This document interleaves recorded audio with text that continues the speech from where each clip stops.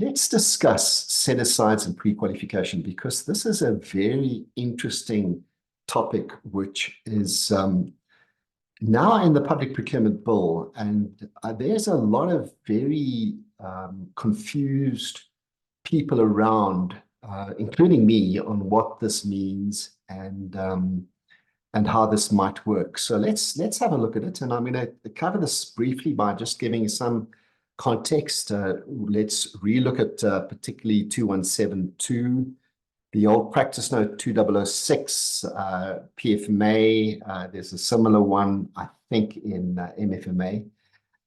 We'll briefly look at the preferential procurement regulations and the AfriBusiness case, and share with you a couple of international perspectives.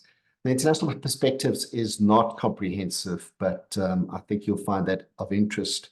And then let's get into unpacking the set-aside provision that is in the bill, talk through some examples of what the thresholds might be and some of the considerations, and we'll do the same for pre-qualification. So let's jump straight into it. The chat is open. You're welcome to put some comments in the chat as we go through this. We're all familiar with 2171 of the Constitution. When you contract for goods or services, you must do so in accordance with a system which is fair, equitable, transparent, competitive, and cost-effective. 5 important principles. 2172, however, starts off with saying that subsection 1, fair, equitable, transparent, competitive, and cost-effective, does not prevent the organ of state from implementing a procurement policy providing for categories of preference in the allocation of contracts, the protection or advancement of persons or categories of persons disadvantaged by unfair discrimination. Very, very powerful, right? Categories of preference in the allocation of contracts. Set aside, pre-qualification. How more explicit can you get? Providing that the policy that you put together is within the framework that has been nationally legislated. All right, so that's what 2171 and 2172 says. Now, right now, in the PFMA, it also applies in the MFMA, set-asides are prohibited. So there's a practice note that came out in 2006. It's still effective, as this has never been withdrawn, that prohibits the use of set-asides in tenders. That particular practice note refers to 2172, but very interesting when you go and have a look at the detail as to why they say you should not use set-asides. For me, they seem to be saying, well, the reasons are because of, if you have a look in the principles of fairness, equitability, competitiveness, and cost-effectiveness. Right, so those are the principles that are included in 2171. But 2172 says that doesn't prevent us from having. So why in their practice note did they say, yeah, but because of competitiveness and fairness and equity, we should not do that? But the Constitution 2172 says that does not prevent us. So very interesting, that position that was taken many years ago, almost 20 years ago. And very interesting to see that early last year, Treasury issued a draft practice note, a draft instruction, my apologies, draft instruction that will essentially withdraw, repeal that practice note I've just shared with you. So already over a year ago, Treasury is saying maybe we should relook at that particular practice note on the prohibition of set-asides, and let's repeal it. Let's not make that an issue any longer. And the problem is that this is not yet been enacted. So it was a draft. It was something that came out last year. Certainly, Treasury have got a lot on their hands at the moment with the Public Procurement Bill, and we haven't seen anything on this. Will this come out? If it does, what will your view be? And here is a view. And the view is that I would not recommend that you do use set-asides, because if you look at the Supreme Court of Appeals decision, they said that in fact, it was the Supreme Court of Appeal said that regulations 4 and 9 were unlawful. And 4 is effectively, pre-qualification is effectively a set aside. And it's not unlawful because it's not constitutional. It's unlawful because, here it is, the framework does not allow for the preliminary disqualification of tenderers without any consideration of a tender as such. So it's not because it's a constitutional issue. It's because the framework does not allow for this preliminary disqualification of tenders. So this stands at the moment, and the framework, therefore, which is the current triple PFA, currently does not have in it a mechanism that allows for the preliminary disqualification of tenders on the basis of race or other categories of preference. So right now, I would say, even if Treasury does withdraw that, I would not support necessarily that you immediately then start doing set-asides. But very interesting that set-asides now is smack bang in the middle of the Public Procurement Bill in Chapter 4, very early on in the Chapter 4. They talk very clearly there about set-asides. A procuring institution must set aside a bid for a category of persons provided for in subsection 3. We'll look at all of this in more detail just now. With the prescribed threshold and conditions, the minister must prescribe the targets for set-asides. These must be reviewed on a regular basis, and it's there. So set-asides is in the Public Procurement Bill. So the framework that is referenced in 2173 that has been nationally legislated, the Public Procurement Bill in the framework makes a provision for set-asides for preferential procurement. So as far as this is concerned right now, it is a given that set-asides will come in. However, there are some out there that still believe that it is not constitutional. Some are saying it is contrary to the Competitions Act. But until either Parliament decides or the courts decide, set-asides will be a given in the public procurement when the Public Procurement Act is enacted and effective. Let's just have a quick look at some perspectives on set-asides globally, and the one that the more and more I look at the UNCITRAL or UNCITRAL or however you pronounce it, model law, the more comfortable I get with the level of detail and thinking that's in there. And I'm pleased to see that Treasury are starting to bring in some of the UNCITRAL concepts. But you can see here, it's a globally accepted aspect. Procurement may be set aside for particular groups or sectors of the economy, or those sectors or groups may receive a preferential treatment in the procurement procedure concerned. Set aside is used. They go on further to say, however, that there are some shortcomings, but there are opportunities. Right? It might have an impact on the performance of the procurement system. The cost of monitoring might go up, but it may open procurement markets to groups or sectors that have traditionally been excluded. So there are some shortcomings, there's some negatives, but there are also some opportunities. It can also frustrate the capacity development that such policies are designed to achieve for the purpose of granting market access to emerging suppliers or contractors. Yeah, pros and cons, but it's there, it's recognized as a particular aspect. I look very often to the US because of the level of detail and thinking that's gone into that. And they have regulations, small business, total set-asides, partial set-asides, and reserves. It is built into the federal acquisition regulations in the US. It has been there for a number of years. It has just been updated. There was an update that happened in January 2024.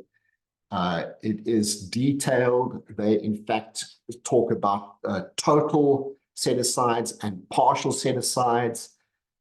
They go into some detail around putting the onus on the institution itself to check that this is something that can be done, that there are at least 2 responsible small business concerns that can do this, that the award will be at fair market prices. They bring all of those conditions in. But yeah, they recognize that there might be some instances where they will take a deal and say part of this contract will be set aside. Not in a subcontracting, very interesting, not in a subcontracting manner, but part of it will be set aside. So very interesting aspects. And there are many, many examples in Africa. I've just picked on Kenya here. I've just ordered a book from on the Ghana public procurement regime that is there.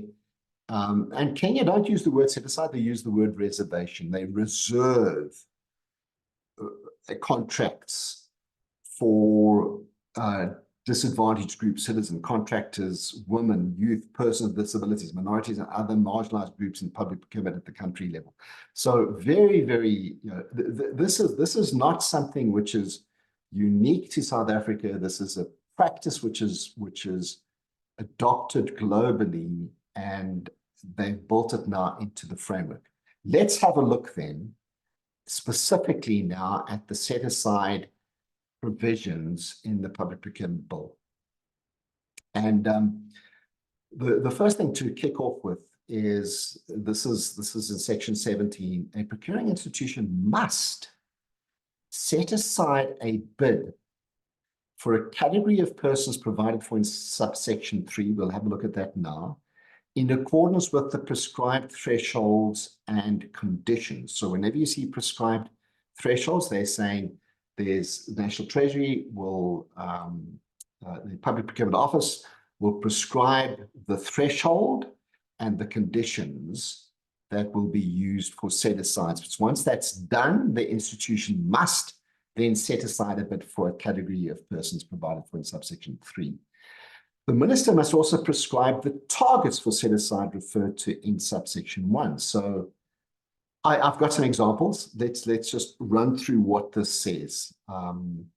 30 days within commencement of the section, and every 2 years it will be re-looked at. And if no target for set aside for a category of persons is prescribed, procuring is not precluded. So even if there isn't a target, you're not precluded from still using a set aside. This is 17.3. Up to about 16 different categories of preference that they've identified in there. Black people, black women. So they have still kept in the option to set aside for just women, not just black women. Black people with disabilities, small enterprises owned by black people, black women, black people with disabilities, black people who are youth or youth. Small enterprises within this particular geographic area, small enterprises, cooperatives which consist of members which are black people or just cooperatives. So you can see here they're not just saying that these categories of preference are specifically race-based, but also specific categories such as small enterprises, even if it's not potentially owned by black people. Black people, Sanele will confirm that this is a contentious issue as well. It still is black people as per the BBBE Act, that definition that's still there. So these are the different categories of preference, all right? It goes on further to then say that these people, these categories, they must be owned, and they're going to prescribe the percentages. So there might be, the 51% or more percentages that might come through that will be prescribed. They must be South African citizens, and particularly where it comes to cooperatives, they must be members. All right, the members must be South African citizens and not members from other countries. So there are certain ownership and membership levels that will be prescribed. It then goes on to saying that there will be this whole, as we all familiar with, this whole functionality process with the minimum qualifying score for functionality. But then we'll go on, and there will still be, right at the end of the process, you will still apply preference criteria. You must apply preference criteria in deciding who will get awarded the deal. They've still not described what complementary goals is. So this is still not being defined by Treasury. They said they're going to do it. We hope that the break they will be able to do that. So what are the options then? If we take what I've just given you, and I welcome any input to this section. If we unpack this, a procuring institution must set aside a bid for a category of persons provided for in subsection 3, Black women, etc., in accordance with the prescribed thresholds and conditions. So what could the thresholds examples be? So this could be, okay, I'm trying to anticipate here what Treasury is saying. They might say all bids less than 500,000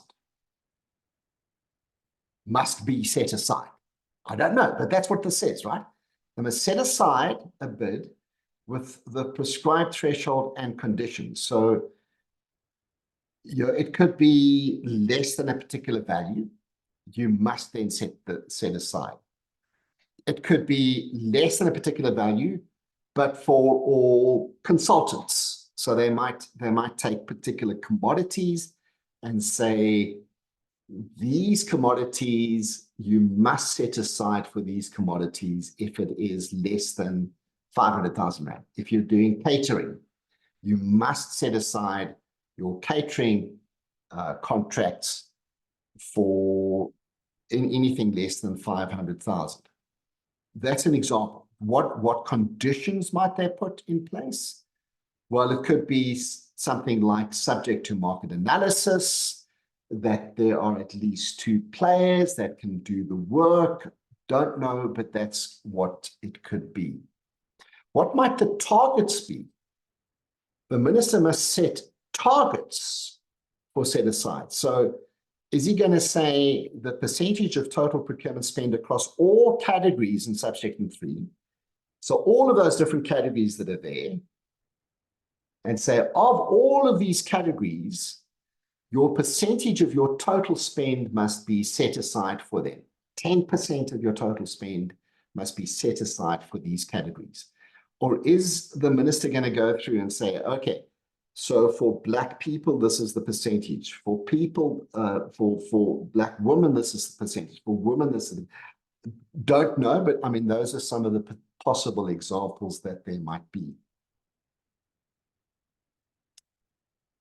I'm trying to understand and anticipate what could happen here. And I think to make this work, this is probably something along those lines. Now, let me just run through the next one.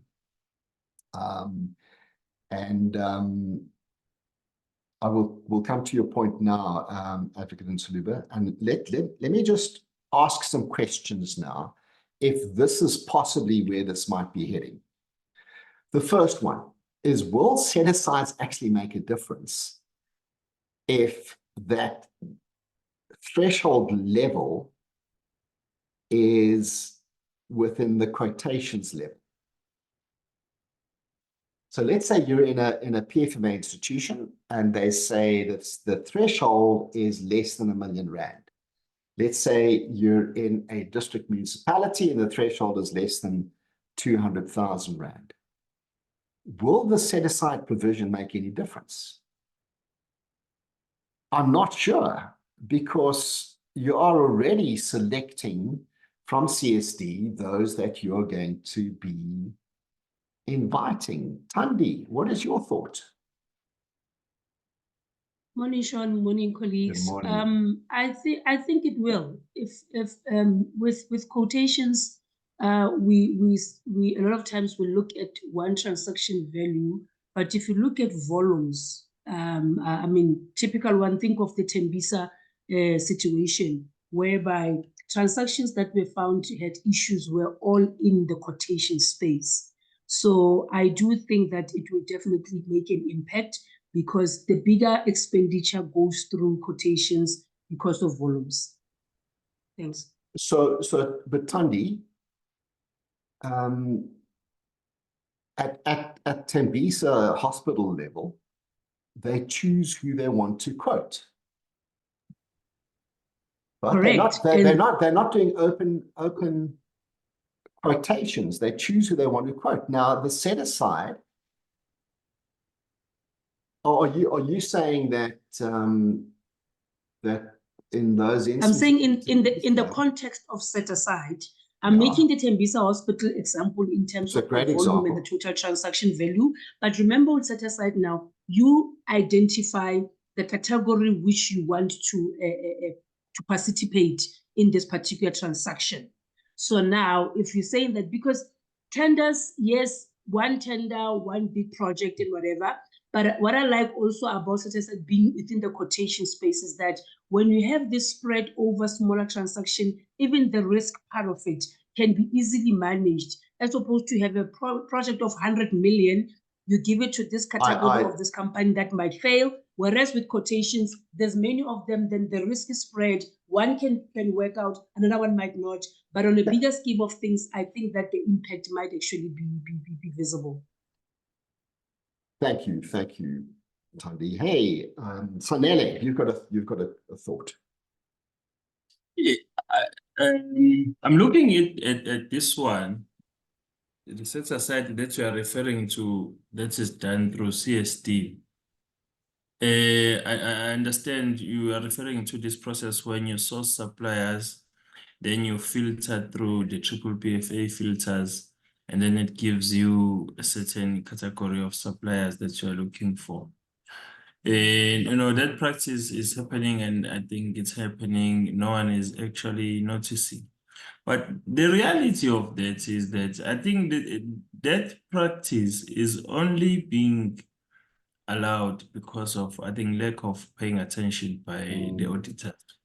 It's not necessarily that it's a correct or acceptable practice, because if you say there are no set-asides allowed, that practice in its nature is a set-aside and it's not allowed. But the auditors, I don't think they are actually using magnified in terms of picking that up, because to pick that up, it depends on what document you're looking at. You might look at the CSD printout, and in that printout, how was it printed? It's more like an investigation of some sort, because it will tell you that, okay, there was a filter here using this triple PFA filter. And it's even worse now because we are filtering using the 2017 triple PFA filter, which has been repealed. But the attention is given to the bigger set-asides that obviously are drawing attention. Good one, Sanele. So you're saying this will legitimize, if you like, a set-aside practice that is happening, and Thandi saying that will actually provide more focus and could make an impact. Now, it might, just to come in on that, it might legitimize it. Obviously, if you follow the trend of auditing, if they get to understand stuff better, then they tend to reverse, and then the trouble comes in. But the issue is, with the set aside, if it's limited to quotations, for example, R1 million, you can still create some sort of the friction, some sort of aggrieved parties, because those who feel this exercise or this preferential process is dedicated to them will still argue that it's small. Like, why quotations? We need set aside on big tenders. Yeah. Let's move on to that. So what if the set aside threshold is above the quotations threshold? Is it practical that it then becomes mandatory? Remember, it says must. You must. Is it practical?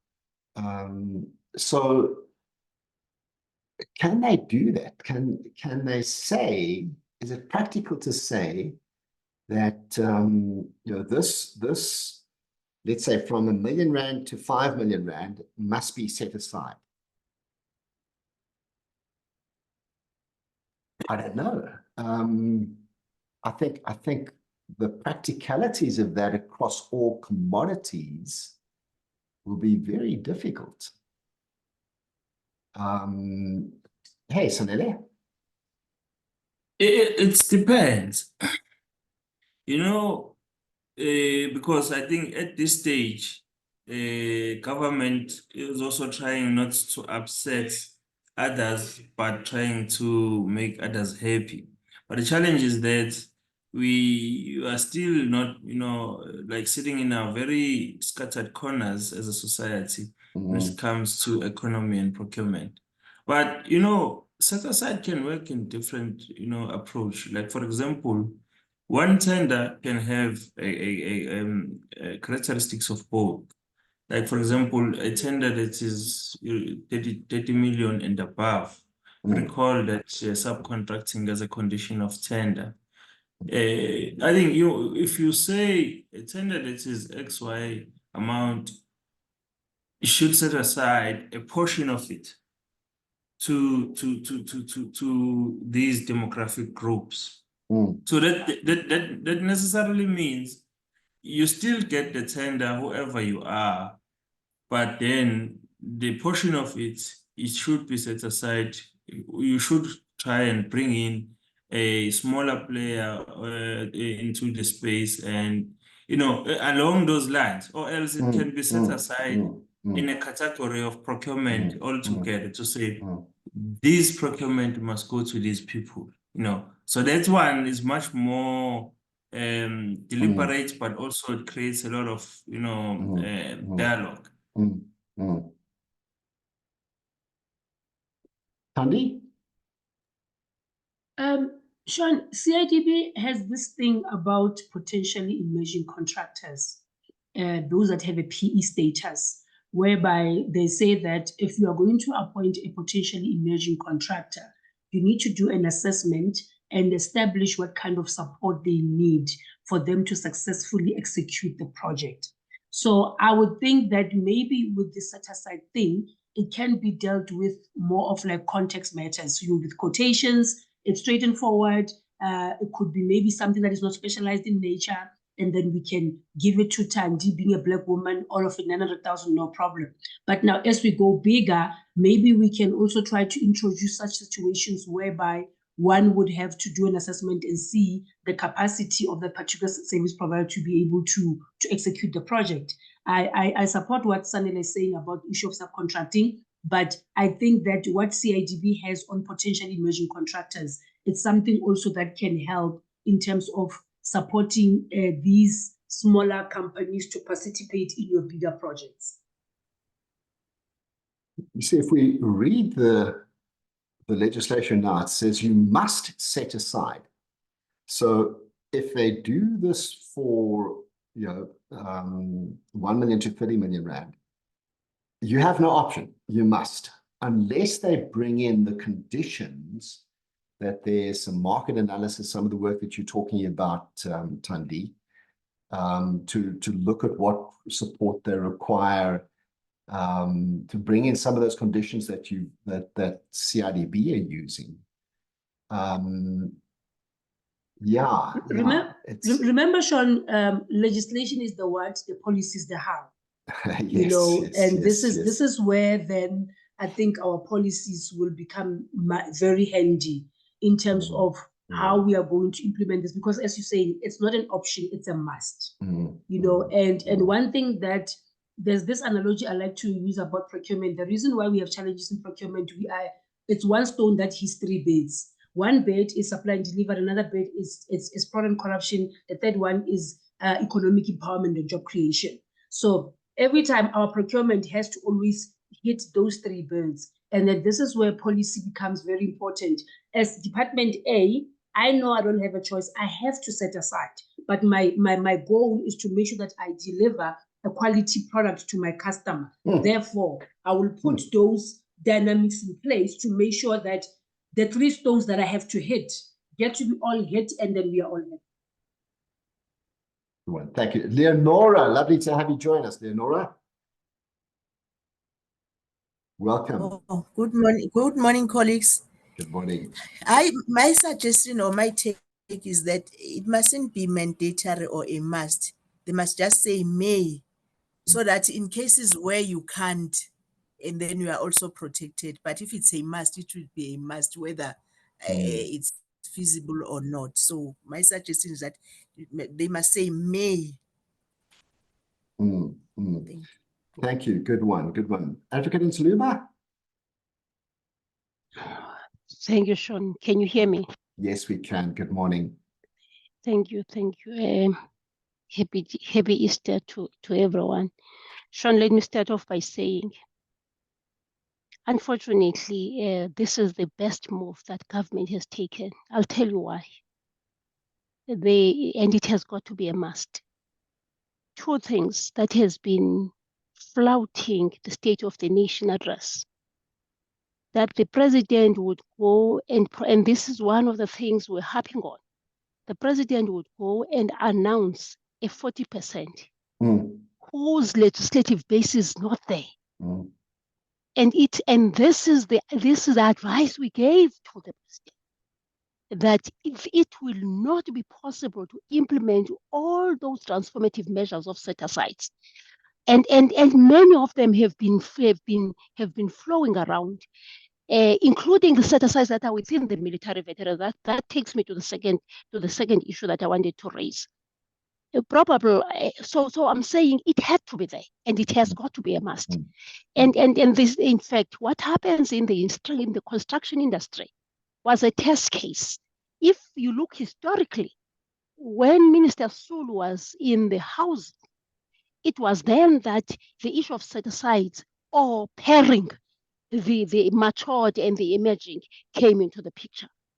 Right now, it had, and if you go to the CST, which is one of the things that were a painful thing, you will find all these elements that are coming from the legislative provisions being accommodated in the CST. But when it comes to real implementation, they were not considered because there was no legislative leg. But then lastly, I want to say I've looked at that category, but my question that remains is, what is the legal source for all those categories? Because where I stand, there are some categories that are not there, whose legislation was the reason why those categories were in the CST, one of which being military veterans. There's a legal basis for having them there. And when I look here, they are not there. And it takes me then to second discourse, because having engaged with the military veteran space and the defense space, and having looked at this, there is a need for them to be engaged on as part of this round. And then the question then to you, Sean, would be then, is it possible that we can have a bilateral, because it is important that that community be consulted. I know they've written already to Treasury, but it is important that I make sure that that happens. Because with what I see here, it means then that we still are binding and loosing. And we are solving the problem, but leaving the problem like that. Because if one looks at the legal framework that informs those categories, truly and honestly, it is not as authentic as the one that informs the CST. But the CST could not be implemented because the legal base was not there. And the legal base now is coming as and it is incomplete. So in summary, it has got to be the must. It must be there. It enables transformation in the organization, within the strategic framework monitoring process, as it has happened with a lot of the SONAs. But my problem is they are still losing the sight of looking at the legislative provisions that inform the set-asides to make sure that they've included them all. Thank you. Good one. Good one. There's a question on, that it seems like Sanela, is that a legacy hand? No. It's a new one. I wanted to come in quickly just after the advocate. I think firstly to appreciate what the advocate is raising, because one thing that we need to accept is that the empowerment is not, it shouldn't be a choice.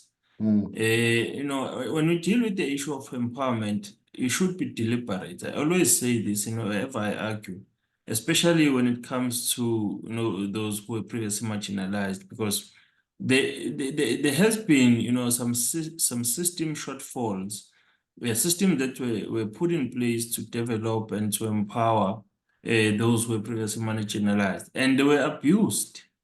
And some of the systems that were put in place which were aimed at empowering those who were previously marginalized have not hit the target. They were more of a may. They were using may most of the time.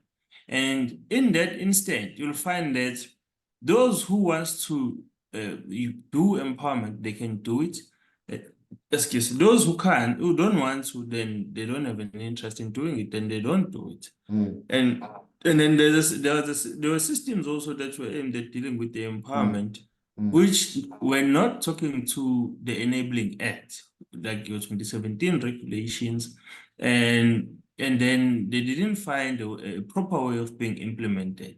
Now that we are trying to create an enabling environment, there definitely have to be must. There must be a deliberate attempt to empower those who are previously marginalized.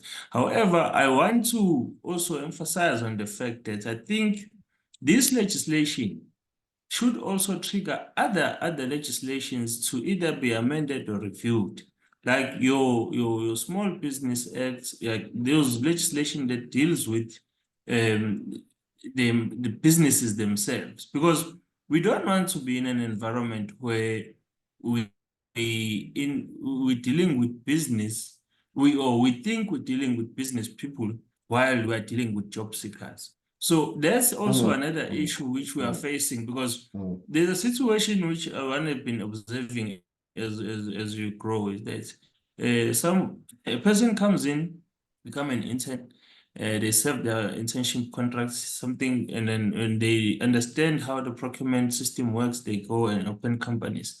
And then they come and abuse the system, or whoever decides to come out of the system, not necessarily because they understand or they have these business acumen, but they decide to go and work for tenders.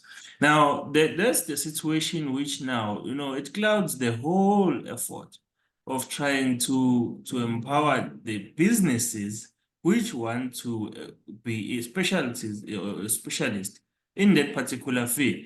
So it would be much better if the environment is cleaned up, so that when you do set aside, you are empowering the people who have, you know, the will and, you know, the effort, and trying by all means to be business people rather than, you know, relying on tenders. Because being a business person tells you that you can survive without government, and also government comes in as a by the way. But there's a lot of interest that you should have, qualification that you should have in trying to ensure that you are a business person, not necessarily a job seeker. So it's that situation which we face. But I think I do support 100% that Advocate Aruba is saying. It's a must that we should set aside and we should empower those who are previously marginalized.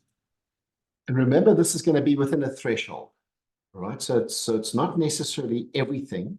There's a threshold that's going to be prescribed. And the question will be, you know, what will that threshold be? And then I'm just asking the question, to what extent will actually a preference system then help if you've already set aside? You know, let's just park that for now. And then the next big question is, how will this work with the next provision, which is pre-qualification? Let's have a look at pre-qualification. Just quickly welcome Raymond. Raymond, nice to have you join us, Raymond. And I'm going to just encourage everybody to set some time up in April to listen to you on a talk that you're going to be giving in April. So welcome, Raymond. Please don't hesitate to. Thanks for the welcome. I'm listening in the background. Very interesting debate. Thanks, Sean. Thank you. Let's have a look then at pre-qualification. Now, pre-qualification is the next provision which is in the Public Procurement Bill, And those who are familiar with the 2017 preferential procurement regulations will see that this is fairly similar, all right, fairly similar. Procuring institution must, now they bring this in again, must in accordance with prescribed thresholds, again, very similar to thresholds and conditions, apply pre-qualification criteria to promote preferences in the allocation of contracts by advertising a bid with a specific bid condition that only one or more of the following bidders may respond. And exactly as we had with the 2017 regulations, a bidder having a stipulated minimum BBB status level of contribution, then it goes on and it talks about persons referred to in section 18.3 A, B, C, D, E, or F, and then a bidder subcontracting a minimum prescribed minimum percentage too, and we'll get to those shortly. What is interesting and what might not be clear to all is that in the matrix that Treasury submitted to the NCOP, they at last have recognized that 18.3 A, B, C, D, E, or F does not exist. And they have now in the matrix clarified that it is indeed 17.3. 17.3, you will recall earlier, is the one that Advocate Nsoluba is not happy with because it doesn't include military veterans, but it includes Black people, Black women, youth, Black youth, etc. So that's the 17.3, which is going to refer to. So very similar to what we had in 2017, but if I may add, this amendment to 17.3 is major, significant. We've never had this ability, right? Pre-qualification previously, the only option we had was BBB level 1 or 2 or whatever the level might be, and then subcontracting. Or sorry, we also had EME or QSE and then subcontracting. Now we have the ability to say Black women. We want to pre-qualify this tender for Black women. We never had that ability to do that previously. It is now here. The question is, how different is that to a set aside?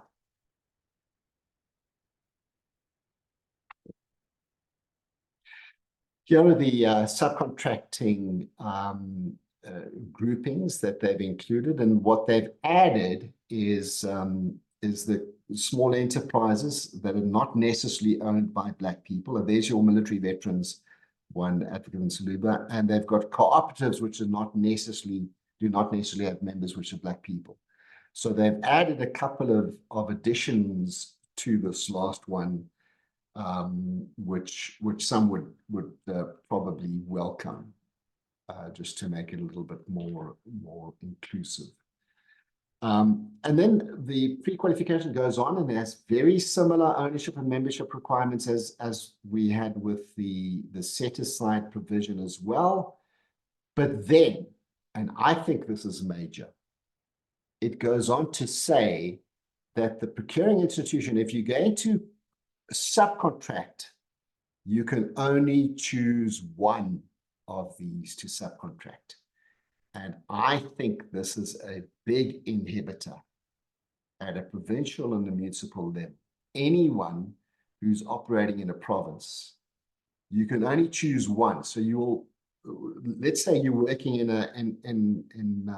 the Western Cape, and you would like to ensure that the bidders subcontract work to Black people in the Western Cape.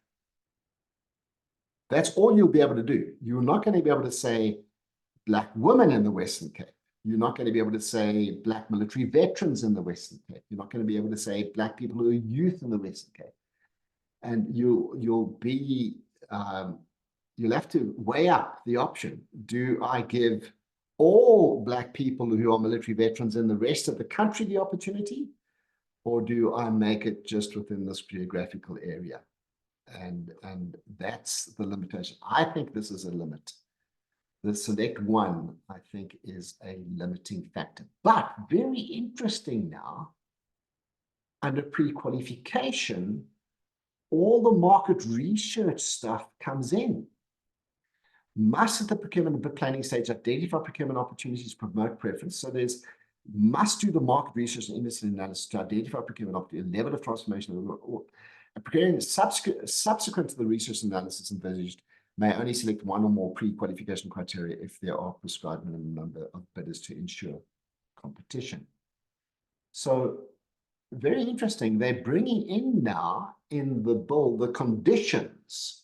Remember, it's must pre-qualify in terms of the thresholds and conditions. They've actually given the conditions now in the bill. They've given it here, but they haven't given it under set-asides. So let's take this a little bit further. And again, just going on to say, if they don't meet the pre-qualification criteria, they're disqualified. And then right at the end, we will also apply preference criteria and complementary goals in the final award. So what could this look like? Now, remember, we've already got set-asides previously. And if we continue with my assumption that set-aside might be for a grouping less than a particular value, then the pre-qualification, I think, might be bids above that value. All right, so we've got two very similar mechanisms. One will be set aside that will apply to this group, and the other one will be pre-qualification that might apply to that group. So that's the one option. It's Treasury have spoken about tiering. This is a term that they have used, and that might be an option that we set aside for this, but we pre-qualify for that. Maybe the pre-qualification will have a threshold value and will also then identify specific commodities. I don't know. Or it might also have an upper range and say pre-qualification between 1 million and 30 million. This could also be. What would the conditions be, the thresholds and conditions? Well, they've already got conditions in subsection 4 and 6, 426. So there might be some others. I can't think of them right now, but there probably are. And if we put our heads together, we probably will identify what those are. Let's pose some questions. It's unlikely that pre-qualification can be imposed as a mandatory requirement for all procurement above the set-aside threshold. Question mark. Will they be able to say it's mandatory to pre-qualify anything that you don't set aside? I mean, if they do, then it's basically, there's no competition, right? It's basically saying everything now will either be set aside or pre-qualified. Hence, I'm saying it's unlikely. Therefore, what will inform that upper limit? Question. Is it practical to make pre-qualification mandatory for all commodities and types of procurement within the threshold range? I don't know. I'm trying to anticipate commodities where it's not going to be possible unless the market research has been done. And if the market research has been done and the conclusion from the market research is it's not possible, then it would have met a condition, I guess. And then why are there no targets for pre-qualification as they are for set-asides? Remember let me just check. I hope I've got this right. Yeah, there's no targets. There's targets for set-aside, but there's no targets for pre-qualification. Why is that? There are some questions. Any thoughts? Any thoughts that you'd like to? Tundi would like to come in. Welcome, Tundi. Thanks, Sean. Is it practical for all commodities? I always say a lot of times in government, when we talk transformation, I call us slay queens of transformation. We always try to be seen as transforming when we are not transforming. And one of the reasons why is because our rules or conditions or decisions are not informed by data, you know. Yeah. So if I was confident that National Treasury has data to support this, I would say it's practical. But I mean, when I was in municipalities, one incident I had in Sharpeville, we were made to advertise a tender for CIDB level 3 because companies of Sharpeville wanted to participate. And the next thing we advertised it that nobody from Sharpeville responded. And then we could see there that whatever this thing did was not informed by data.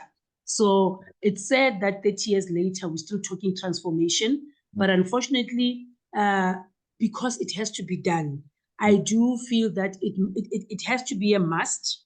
And then the issues, I'm hoping from the regulation, we can have issues like market analysis or interest analysis, and also we can have also other parties. Remember, Sean, small business, small business, SMME, CEDA, you know, those different organizations that are responsible for empowering suppliers and giving us a pool.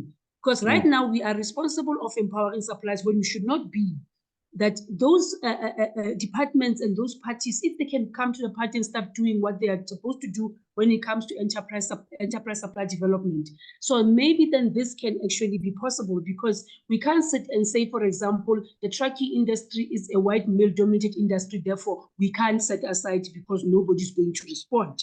No, we need to change that. And how can we then change that? You know, so I think it has to be a must. I know it's going to be impossible to implement, but it's one of those things that you have to force them to be there so that we can keep trying and trying until we get it right. But the key thing here, I don't think that this is informed by data, because if you say a must, you must have data that will enable you to say, yes, I think this will be possible and can be implemented. Good one. Thank you. Let's go to Sanele and then we'll go to Advocate Nsuluba. Hi, Sanele. Yeah, thanks, Sean. I think also Sistandi has raised, quite very important points, and which I also wanted to stress. The issue with us, it goes a long way. The issue with us as the country, it goes a long way. It stems from, being politically led. It's not wrong being in a political state, but the issue now is who is leading us. You have, the sloganeering leaders who would say, we want to open the market, we want to stop the sole suppliers, we want to try and make sure that there is economic inclusion, inclusivity, and we want to make sure that everyone participates. Yes, we want that, but what do you do for the country to get there? Advocate Nsuluba raised a very much important point of the 40% women empowerment, which is something when, like way back when I was still at the policy space, I would get, to review policies of organs of state. And they're trying to put this as part of their pre-qualifying criteria in their policy. But I'm asking them, where is the base document? Where is the founding document in enabling a legislation that allows you to do that? There's none. So the issue here is that the issue of pre-qualified and set aside, it's something that was done correctly, and it aims very much, correctly, because we should be in a position at the end as a country to say we have no monopoly of products or monopoly of sectors where only few people can participate on that sector. We should open that industry and everyone participates. But the issue now is, how do we do that? How do we do that? We don't have data, scientific evidence that allows us to say, now we have done, maybe we've open 50% of the market, we left with 50%, then what strategies are we going to employ to try and make sure that there is inclusiveness in these other sectors of the economy which have not yet been opened. So the lack of scientific research which then backs up these provisions is the one that will create a downfall of this legislation. But it has to happen in the end. It's just that now the issue that we have is the sloganerism that we have from our leaders. When someone says we must have 40%, they done. They don't understand that also there are still the policy makers or the legislative makers which then needs to create an enabling environment for us now who are more like policemen Mm. who are just implementing the legislation based on what has been said by the lawmakers. Mm. So that's the view on my end. It Good. should happen, but the scientific evidence is the one that may create the downfall. Thanks, Anele. Advocate Ntsuluba? Thanks, Sean. I hope you can hear me. Yes, I can. Are Can you hear me. pleased to see military veterans here? Well, I'm not pleased at all because it's in a wrong place. I'm saying, Sean, Yes.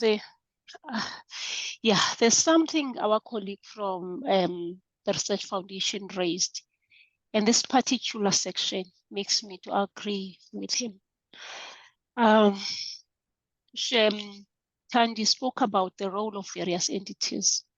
Last time we were together, we're talking about the CAB memo appreciation of the cost of implementing this bill. Mm. And Sean, the issues we are raising, including what Upustani has said, Mm. those are the environmental scanning issues that are part of that CAB memo, because you need, as part of that CAB memo, there's a part that says which organs of state are affected and what are they supposed to do. A matrix that allows everybody to know. Maybe I have an advantage that in the military we do this all the time. Whenever there's anything new, because we have a number of arms of services. So your instruction must actually say what must the Air Force do, what must be the Navy do, what must the Defense Secretary. That's the approach that's needed here. And without that done, we are going to have these gaps. How do you have pre-qualification with all its limitations about military veterans or having military veterans? But when you go to set aside, they are not there. But also, Sean, the law that I wrote on military veterans, it starts with a military veteran by definition. There's an assumption here that is being made, which is problematic. That there are, yes, military veterans are at various levels, but the Act talks about MVs, close quote. Going deeper in saying then of a specific designation is another one. And my fear is that we taking the Military Veterans Act, distorting it in another way. It is not a foregone conclusion that all military veterans that were non-Black benefited. It is not. And this makes that assumption. And the set aside that was put does not say what is in here. So I'm then saying, one, I think the race matrix that Treasury is supposed to embark on is the one that is critical in determining, one, who are the role players, like Tandy is saying, what are their role? Because the environmental scanning is, I mean, Sean, I've written the guidance for strategy for all organs of state. It's a basic thing that must be there in any strategic plan, in any strategy document. So if it's informed by an organ of state dealing with SMME empowerment, that information should be there. So I'm then saying it is important that it be there. But as a forerunner to that, the state of readiness of the organs of state as identified in the race matrix should be able then to provide the information in terms of their readiness, which would not be saying there's no data. Say Treasury should be collecting the data from the entities who are mandated by this constitution to be dealing with that particular mandate. Lastly, in line with what Rutandi is just said, and Butsanit, it is important that the actual empowerment of those entities in those communities also be considered, because we can't keep on saying, then we deploy this particular clause and we don't find anyone. The question is, who is supposed to empower those? I mean, if you look at the energy sector now, you have so many SMMEs that are supposed to be empowered to be able to participate in the space. The question is, are they being empowered? Or are we going to say those who are capacitated, let them go and run? And the risk you are having is the one you have in the construction industry, that the communities are going to refuse with a license to operate, putting it in mild terms.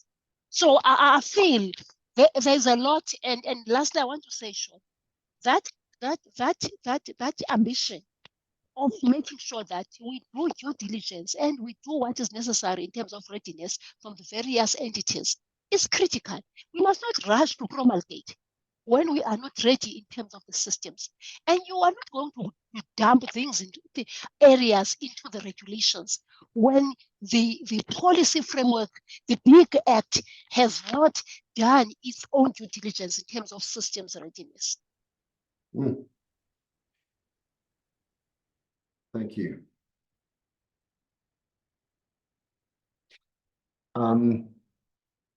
Just to run through some of the comments, I'm not sure if African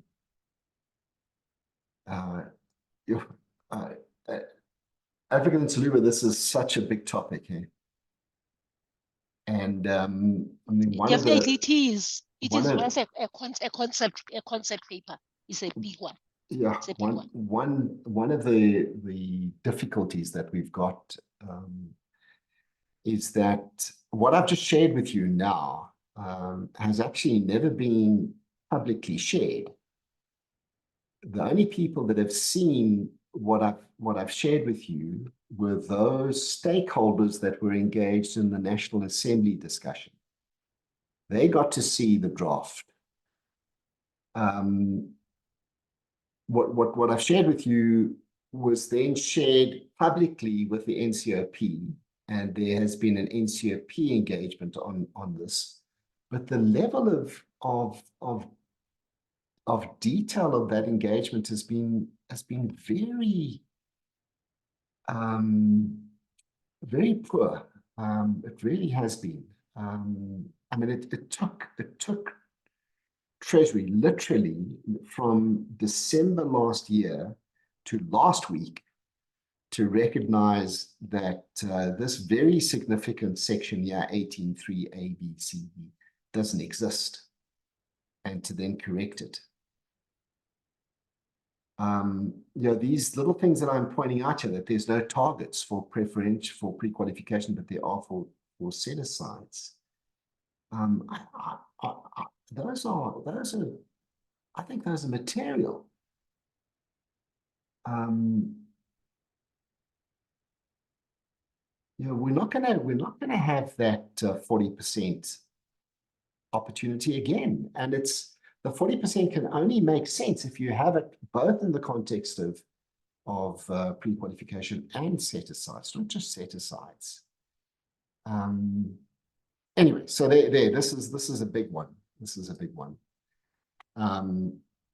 There are any. I actually would like to get some input from anyone on this point, and then I'll just briefly share some comments that have come through on the chat. I'm not sure why it's just coming through to me directly, but I'll share some of those. Is this true? Am I seeing too much into this? That this is quite a limiting factor, that on subcontracting you can only choose one? Leonora? Oh, good morning again. Good morning, Leonora. Welcome. Yes. Hey, I like the comments, you know.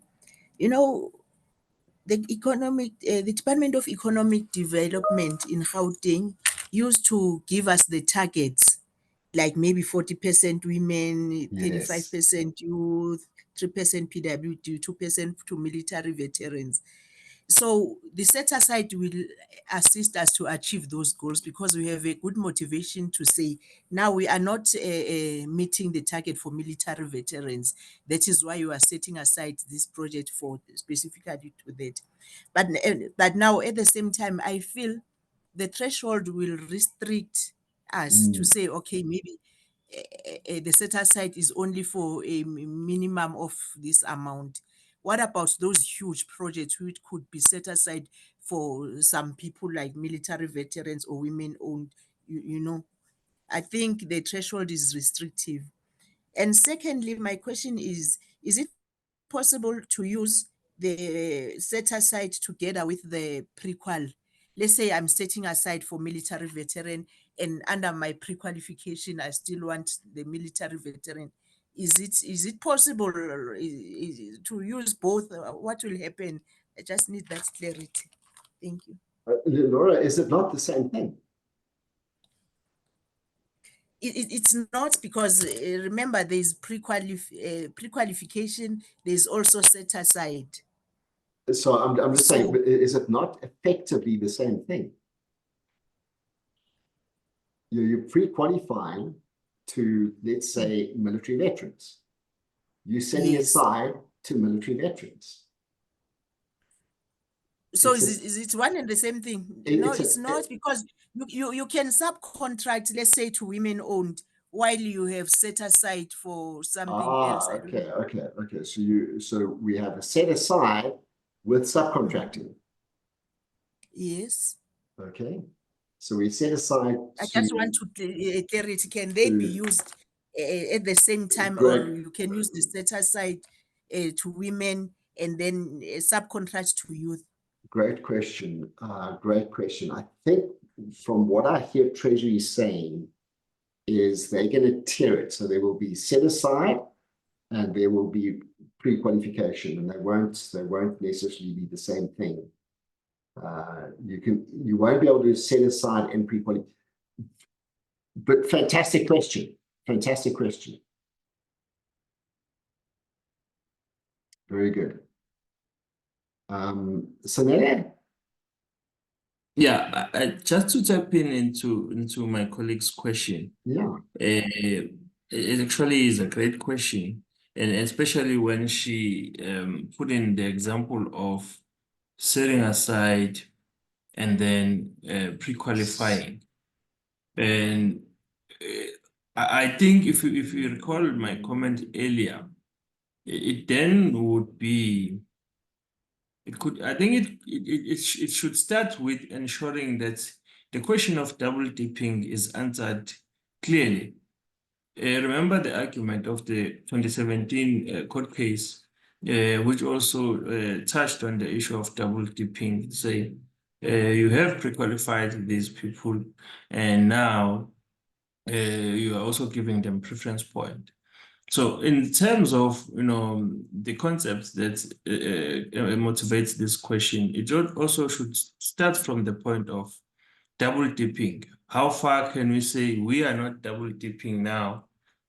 This case, and how far are we saying then the process is fair? For example, if you are going to set aside in terms of the budget and say we have 10 billion and 30% of the budget should go to these demographic groups. So that means that projects that are going to be issuing will be earmarked for this group, up to a 30% of your budget.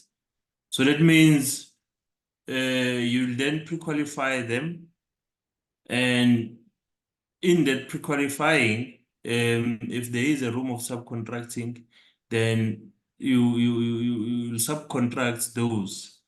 And if if they don't recognize that as double dipping, you then say, okay, it's like trying to reach more demographic groups or in a smaller or at one go.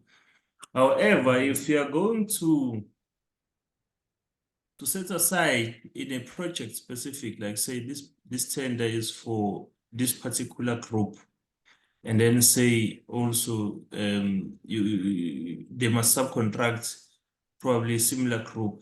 I'm not sure if it's going to, you know, like permissible, like legally permissible when it comes to the question of double dipping. I think it's largely, you know, linked to that question being answered first. When do we say we're not double dipping, and when do we say we are double dipping? And then once we answer that question, then we can say set aside and pre-qualifying criteria, and pre-qualification can go together. I think Sean has disappeared. Are you there? No, I'm here. I'm listening. Sure. Sure. Yeah. So that's mostly would be the motivation of the answer to that to that question. Excellent. It's going to be interesting. Tsukuru. Good morning, Tsukuru. Good morning, Sean. Good morning, everyone. I hope you're doing well. So I think my concerns with both set-asides and pre-qualification criteria comes more from a constitutional perspective. Sorry, can you hear me? Oh, I can hear you. And what part of the Constitution, Tsukuru? So I'm still looking at section 217. I've just limited my analysis to that, and I think the fact that, you know, the preference mechanisms, so pre-qualification and set-asides as specific preference mechanisms to give effect to the principle of equity is maybe, you know, constitutionally problematic. So what I'm trying to say is, because the section 217 says, you know, national legislation should provide a framework. So, you know, the general reading of that is that the legislation should provide a range of different options, a range of different preference mechanisms that procuring institutions can select, you know, based on the market, based on their needs and so on, to say, okay, in this context, in relation to this particular tender, I think set-asides are more appropriate, so I'm going to go for that. But it may not be appropriate for all options, you know, but the purpose or the point is that the national legislation should provide these options. But what this seems to be doing is that it's going a step further to say, you must choose this and you must choose that.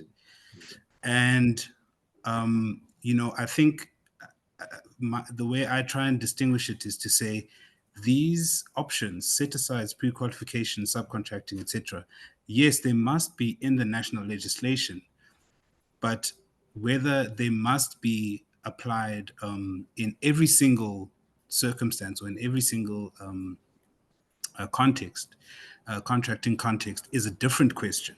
You know, making it compulsory, making it mandatory is a different question to whether it should be in the national legislation or not. So I think my concern, and I suppose I should phrase it more in because I don't have answers, and I'm just concerned about it, and I'd love to hear what other people think about whether that is also a concern for them, because it changes the system when you make it compulsory, and it also changes the balance between the 5 principles considerably, just making it compulsory as opposed to making it discretionary and putting it at the hands of procuring entities. So I'm not too sure. I don't have answers, but that's just, just wanted to put that out there. Thanks. Good one. Let's go to Nicholas. Hello, Nicholas. Welcome. Hi, Sean. Hi, thanks. Hi, welcome. I just want to jump on Sakudo's point and say something that, of course, is purely in my personal capacity. Going right back to your first slide in the discussion about that practice note that was used in the past.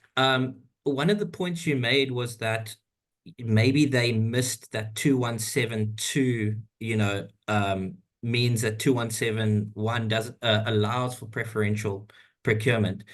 But I want to, in a way, maybe water down or push back a bit on that in this sense. I don't read 2172 as saying 2171 does not apply in the case of preferential procurement. I don't read it that way. The way I personally understand it is to say 2172 is giving legal or content or meaning to 2171, to say, what do we mean by these 5 principles? Well, we're saying what we don't mean is that all preferential procurement of any kind is immediately ipso facto unfair, inequitable. That's as I read it. And now that's important then, because then when we get to the question about set-asides and preferential and pre-qualification, those are subtypes and pretty stringent subtypes of preferential procurement, right? And do we then measure that? Do we have to measure that against 2171? I think you do. So I still think the question is still open as to whether preferential procurement, well, not preferential, pre-qualification and set-asides in all contexts are somehow safe from a 2171 analysis, if you understand what I'm getting at. I think that's essentially the point Sekudo was making. And we must broaden the legal lens even further, because transformation is not just a 2171 question. It's a 9(2) question, or it's a Section 9 question. And it's also a general constitutional issue, because transformation is a golden thread that runs through our entire constitution. And it's also an all-of-government project. It's not just one section, which gets me just to my second quick point, which we must also bear in mind that preferential procurement is not the only policy that allows for the upliftment of historically disadvantaged individuals. And it is a very targeted and very specific kind of policy that has its own drawbacks. And I think we need to be careful to think about the implications of mandating it from a national level on all spheres of government. Because what it means is, it's not just like a national policy that has impact on one particular area, let's say environment, right? And let's say there's a policy from national that compels provincial or local to spend resources in their environment budget on X or Y, so they lose discretion. It has wider implications than something like that, because it affects every competency space in those other organs of state. Because in a modern state, procurement is used in every context. It has budget implications for every context. So one must then ask the question, this national policy that's being implemented in this legislation, or what is the effect on the autonomy on provincial and local governments?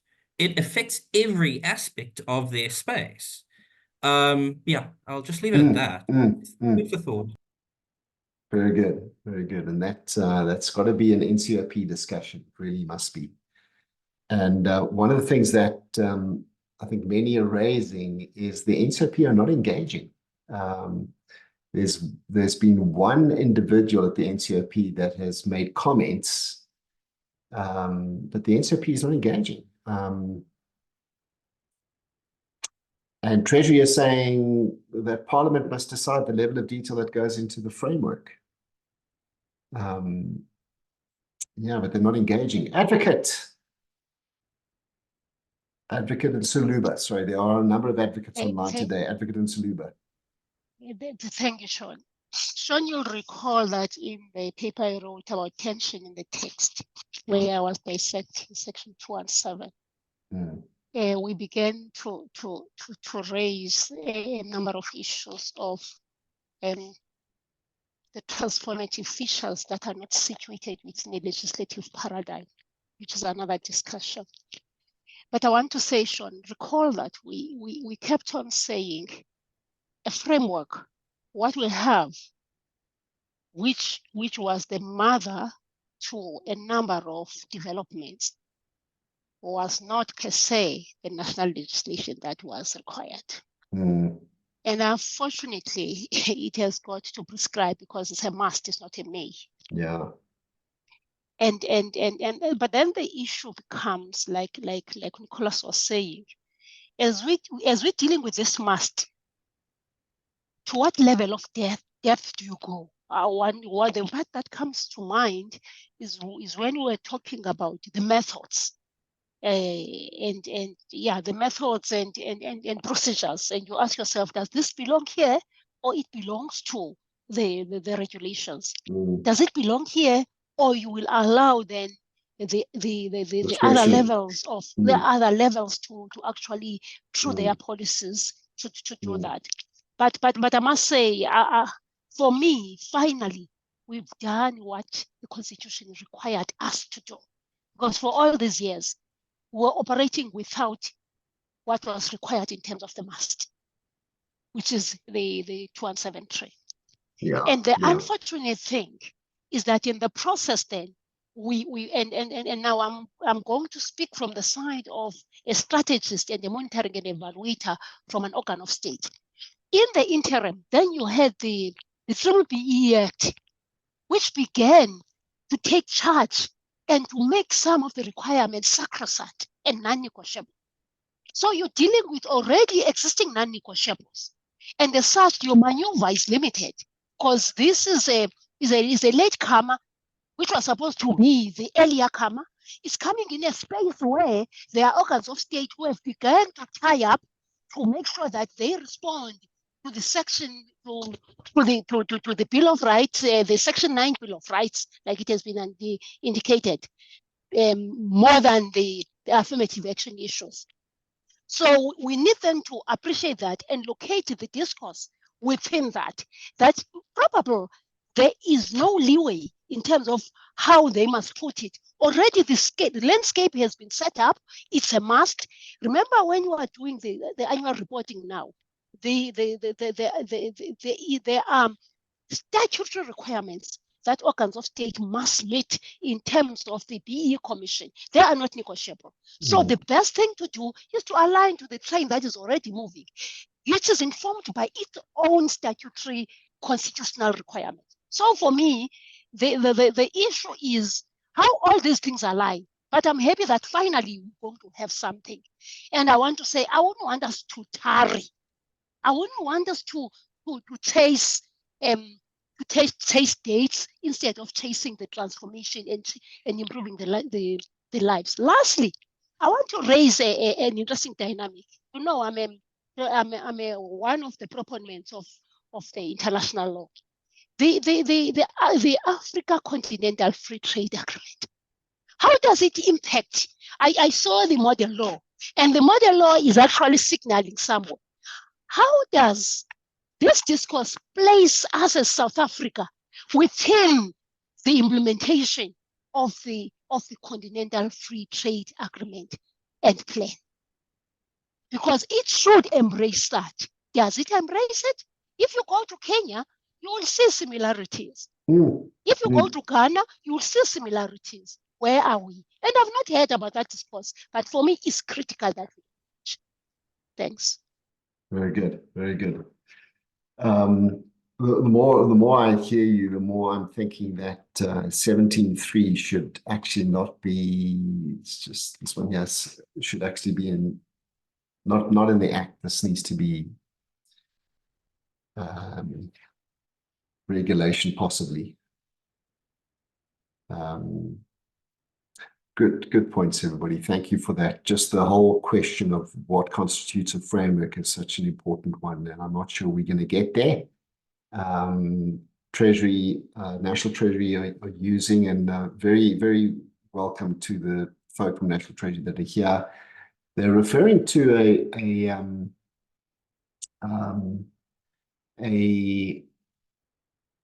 a legal opinion that was done by advocate, please help me, somebody. Stephen Budlender. Stephen Budlender. Budlender and that particular opinion was in the context of what they were looking at last year under the 2022 regulations. And basically saying that Budlender said that Parliament must decide the level of detail of what goes into the framework, and Treasury are just saying, and therefore what we put in there. If Treasury accepts it, then that's the framework. And I think we've got to move beyond that. It cannot just be. It cannot just be. Can that. I say something? Go ahead. Go ahead. You know, Sean, I have the advantage of having been across sectors. If you go to the education sector, we had a National Education Policy Act, NEPA. NEPA was a framework. And this is what I see. NEPA was a framework. From the NEPA emerged the Higher Education Act, emerged the Federal Education and Training Act, emerged your South African Schools Act. Now, I'm then saying the advantage of NEPA, it was responding, it was a 2173 of education, right? But it provided a framework according to which then even the SAQA Act emerges from that, because we'll find it is a real framework. We'll find everything there, but the detail then will be in the subsidiary levels of legislation. But the challenge that they have now is that they are the latecomers. That's why now they must strike a thin balance between what must be brought enough for then the provinces to do what they can, and what must be the detail. And surely, Sean, if you ask me, what should guide is not only the decided cases, it's about what are the global trends. Because decided cases are also a function of a situation that prevails at the time. Thank you. Very good. Very good. Fascinating space, everybody. And here we've got some very, very powerful and sometimes controversial mechanisms which are included now in the framework. And will, let's see, be subject to some discussion at the NCOP from middle of April onwards, I imagine. And let's see what happens if this actually goes through or not. I think that we might, I don't know, we might just get a bit of a shifting of winds in terms of the bill and where it's going over the next while. It's very, very interesting times that we're in. So Nele, you've got the chance to make a final closing comment. Sure. Yes, I was reserving this one for towards the closure. I actually wanted to go back to the point that you made earlier about the rumors. I think I was trying to think if the rumors were to be true, that the bill might be, not passed or not finalized in this current administration.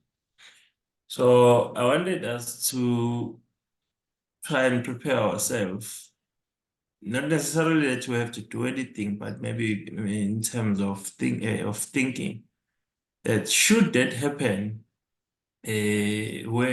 how do we welcome that situation? Do we believe that we still have a lot to do in the document, and if that's the case, then we can continue to interrogate the document more, understanding obviously that we don't know the future, what the future brings, and obviously whatever happens, should by any result of the polls prove otherwise to the current status quo, I can tell you now that this will be the first stop of whoever takes over the country, and they might want to try and infuse some of the aspects that they believe as that particular ruling party or that particular coalition would best suit what they think would work for South Africa. So also I wanted to make us just prepare ourselves to embrace that fact that we might find ourselves maybe have to rerun the whole thing and have to try and comment again. So let's not be despaired. And if it proceeds also, we need to use the limited time that we have to try and make that meaningful changes. We really appreciate these platforms and comments, because, you know, this bill, if you look at where it is at the moment, it actually, you know, is proof that this group has made significant impact in the document, and, you know, other interested parties, interested groups from outside, they've helped to shape the document. So let's, hopefully, as the colleague, let's try and prepare for that. And we welcome whatever that happens, but let's not despair. Good one, Sanele. I think part of that changing of the winds is the point that you mentioned around coalition. And this could be a significant ball to be played in the coalition's discussion. Yes. There's a significant chance of that happening. Yeah. I want to draw your attention, everybody, to 26th of April, here in Johannesburg, Rivonia Road, Sandton. There will be a Teams link, and I will share that as soon as I get the link. I think it might be there already, where we're going to have a number of people unpack the preferential procurement provisions in the Public Procurement Bill. And one of those is, this will be chaired by Peter Falmink, and one of those is Raymond, who is still online. And Raymond, you're welcome to just do a little bit more of a promo on this. And I would hope that you're coming up for this one, Raymond, and that you won't be joining us just virtually online. But there is also going to be Tsiamo Sedumedi is going to be there as well. And there will be someone who will be joining us on the video link. Wakon Lee, I have read some of his papers on preferential procurement in Malaysia. And particularly what they're doing with the Bumiputra folk in that side. And then Pippa Rayburn will also be talking about the constitutional and legal challenges of the preferential procurement bill that that is possibly a definite. So there is another important event that's coming up, and I was asked to share this with you today. And please take note of Tandiwe's email address and send her an email, and just to be sure that you are registered and that you can attend, just so that they know how many people will attend this particular event. And even if it is going to be online, just let them know that you'll be joining online. So there we are. Thank you. Raymond, any comments? Hi, morning, Sean and colleagues.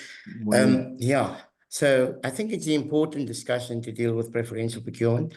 And this vibrant discussion we just had just demonstrate how important the topic of preferential procurement is, in particular in this country.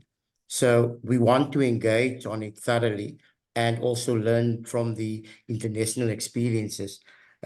Rightfully mentioned that our current constitution is a transitional document, and it's building for the future. And we can learn lessons from others who have done similar work. So it's important that we do engage.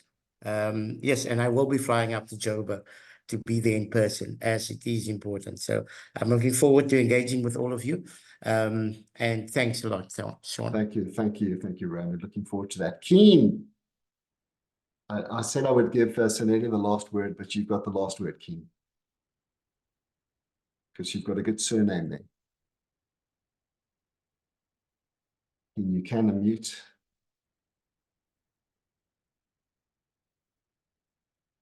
No problem. Let's call it a day. There we are. Hello. Yes. Hi. There we are. Hi. Good morning to all the colleagues. It's Esme from the Western Cape. Hello, Esme. What a stunning discussion we've had. Thank you so much to the advocates for the learned views on some of those things. Thank you to you, Sean, for nicely unpacking these things for us as usual. Much, much appreciated. Well, you guys know where I'm sitting, and that is always at the practical side. Yes. And that's always because I always see, like, how do I build a bridge between what our learned colleagues are saying and between what the people on the ground need. And the only comment that I would just like to make is the citizen's voice in this whole thing, because it's okay for us to focus on the legislative aspect, but only a few will be able to understand and follow that. But the delivery of goods and services to our citizens, that to me is a challenge. And then I ask myself, how is, our discussions, it's relevant, it's good. We know it's a process, we're going to get there. But at the end of the day, the services to our citizens need to continue. And it's how do we make it easier to get that done still with all the challenges that we are experiencing. That's all from my side, but it was a lovely conversation. Thank you so much to the advocates and for all the wonderful insight that they bring to the conversation. Thank you. Thank you so much, Sean. Thanks, Esme. Great closing comments. Thank you, everybody. Next week, we're going to also be discussing the draft regulation on public-private partnerships, and that will be an important one that we'll have next week. We will still be in time to influence any input that you might want to make to that draft piece of legislation. I was initially under the impression that it was just the MFMA aspect, but it's both MFMA and PFMA parts of the public procurement, public-private partnership regulations, which I think have a very good chance of running through into under the new bill. So yeah, important discussion we'll have next week. Thanks, everybody. Thank you, Sean. Thanks, everyone. Thanks. Bye. Thanks. Bye. Thank you. Thanks, Raymond. Thanks, Sean. See Sanele. you next week. Thank you. Bye-bye. Sean, thanks, Sean. Bye-bye. Hey, Ronald. Thank you. How are Thank you, you? colleagues. Bye-bye. Bye-bye. Yolisa, did you want to say something earlier? I saw your hand and then it disappeared.